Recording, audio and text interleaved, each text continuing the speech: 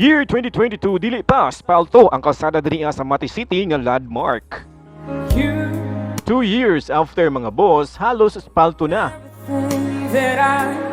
ang National Highway diri sa Barangay Dewan, Mati City. Dako na kaayo og kabaguhan sa maong lugar. Lahi na karon hamis ug hapsay na ang imuhang biyahe.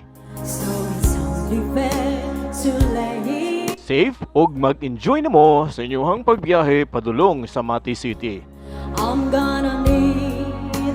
Dili ka na magproblema sa batsi o ngit-ngit na gianan kay naapod ni solar lights na maghatag og kahayag sa gabi nimo na biyahe. Kana lang mga boss, no? And have a nice and wonderful trip. God bless you all. Gonna be with you.